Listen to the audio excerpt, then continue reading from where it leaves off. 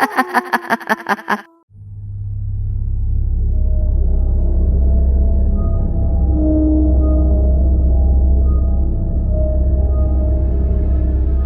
नईम फिर अपनी बेगम फातिमा की बेहद फरमाइश पर नए मकान की तलाश में चल पड़ा था।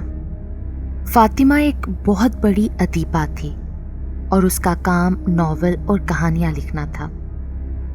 फातिमा की फरमाइश थी कि उसका घर किसी ऐसी जगह पर हो जहां ज्यादा शोर शराबा ना हो, ताकि लिखने लिखाने का काम आसान और तवज्जो के साथ हो सके।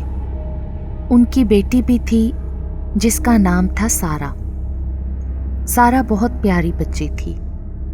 आखिर बहुत जद्दोजहद के बाद नईम को एक मकान भाग गया और उसने फौरी तौर पर उसको खरीद लिया।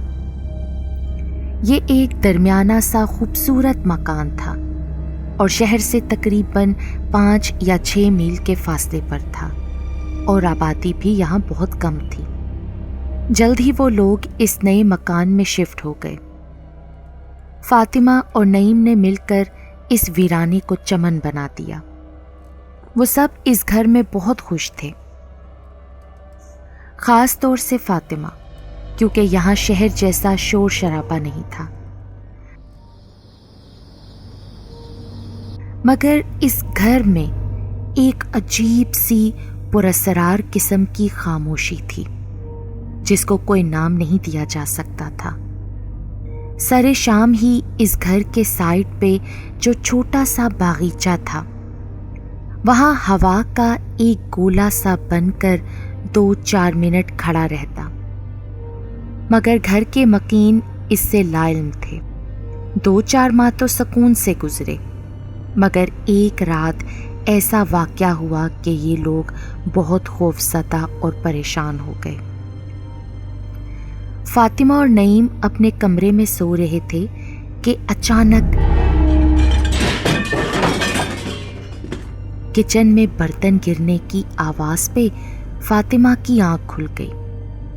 वो ये देखने के लिए कमरे से बाहर निकली कि अचानक उसकी नज़र टीवी लाउंज में खड़ी बच्ची पर पड़ी और वो खौफ से अपनी जगह जम कर रह गई। वो बच्ची उसकी बेटी सारा की हमशक्ल थी, मगर उसका चेहरा इंतहाई खौफनाक था और उसकी गर्दन एक तरफ को झुकी हुई थी, जिससे मतवातिर खून की ना ख़त्म होने वाली कतार जारी थी और खून निकल निकल कर उसके पाँव के चारों तरफ जमा हो रहा था। अचानक लाइट चली गई। फिर अगले ही लम्हे लाइट दोबारा वापस आ गई, मगर अब वो मंजर इस तरह गायब हो गया था कि जैसे कुछ हुआ ही ना हो। हर चीज अपनी जगह पर मौजूद थी। वहां अब ना सारा की हमशक्ल लड़की थी और ना ही कोई खून। फातिमा की तो खौफ से गिग्गी बन गई। अब तो ये रोज का ही मामूल बन गया था। उन्हें रात को अपने घर से अजीब अजीब आवाजें आती थीं। कभी ऐसा लगता जैसे बहुत सी बिल्लियां आपस में लड़ रही हों।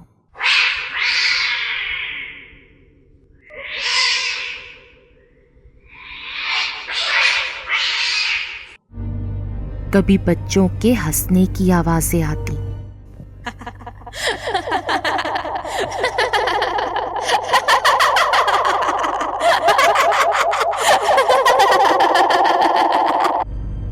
दोनों मियाँ बीवी बहुत परेशान थे।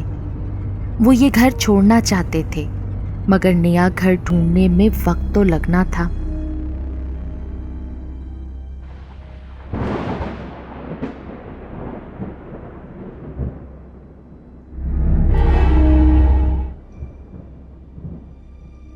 एक रात बहुत तेज बारिश हो रही थी और बादल गरजने की आवाज एक खौफनाक मंजर पेश कर रही थी।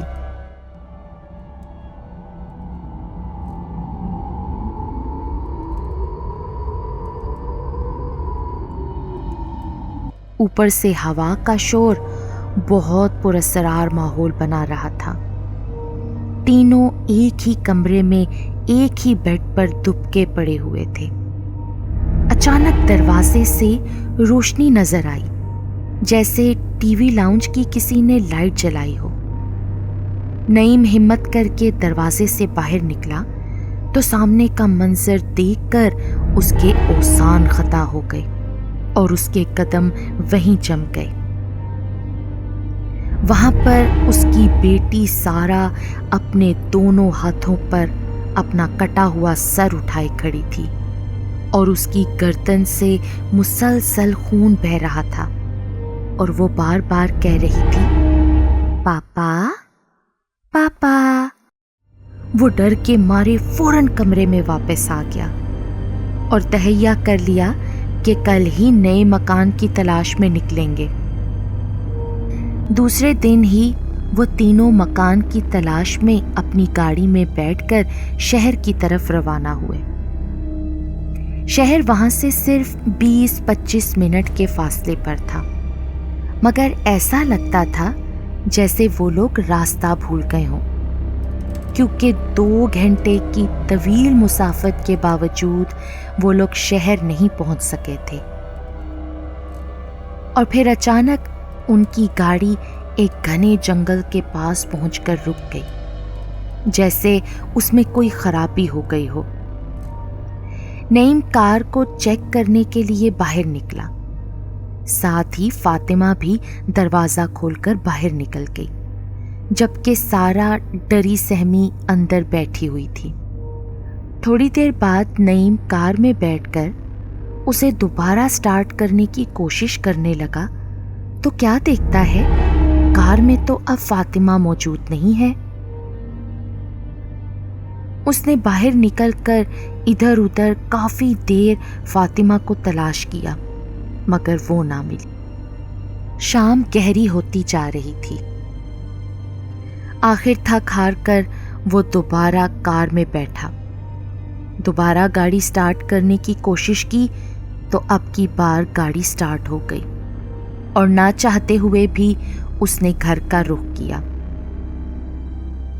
जैसे ही वो अपने घर के दरवाजे से अंदर दाखिल हुआ तो क्या देखता है कि फातिमा टीवी लाउंज में बैठी बड़ी दिलजमई के साथ अपने बालों को काट रही है। नईम ने फातिमा को पुकारा भी, मगर वो तो ऐसे बैठी थी जैसे कोई पत्थर का बुत हो। ये देखकर नईम और सारा दोनों खौफज़दा और परेशान हो गए। तभी नईम को अपने एक करीबी अजीज का ख्याल आया। उसने फोन पर उनसे बात की और घर में होने वाले वाक़यात से लेकर फातिमा की मौजूदा हालत बयान की।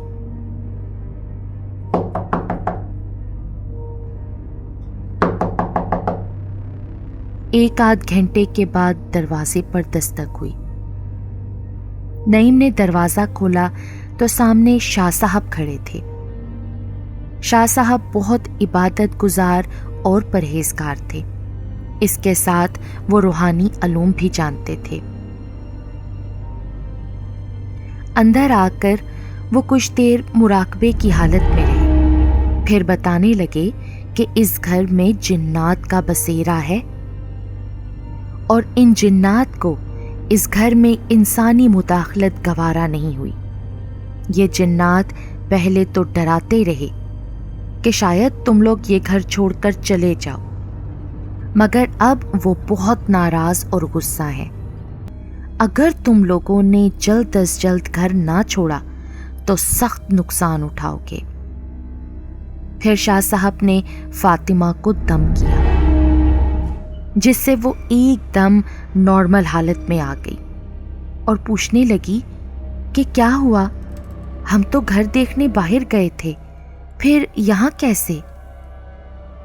तब नईम ने फातिमा को सारी सूरत हाल से आगाह किया। शाह साहब ने फिर से आंखें बंद की, कुछ देर तक विर्द करते रहे, फिर कहने लगे कि आज रात मैंने तुम लोगों के लिए हिफाजती हिसार कायम कर दिया है। वो जिन्नात तुम्हें कोई नुकसान नहीं पहुंचा सकेंगे, मगर सुबह होते ही अगर तुम लोगों को अपनी जान अजीज है تو یہ گھر چھوڑ دینا۔ نعیم نے شاہ صاحب کا شکریہ ادا کرتے ہوئے انہیں الوداع کیا۔ وہ رات تو ان کی خیر و عافیت سے گزر گئی۔ پھر صبح ہوتے ہی شاہ صاحب کی ہدایت کے مطابق وہ لوگ یہ آسیبی گھر چھوڑ کر چلے گئے۔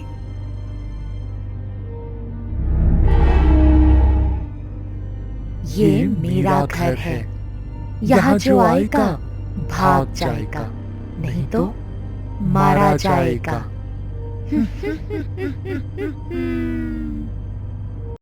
ایسی ہی پراسرار، خوفناک اور دلچسپ ہارر اینیمیٹڈ ویڈیوز کے لیے میرے چینل خونی عظمیٰ کو لائک، زیادہ سے زیادہ شیئر اور سبسکرائب کرنا نہ بھولیں۔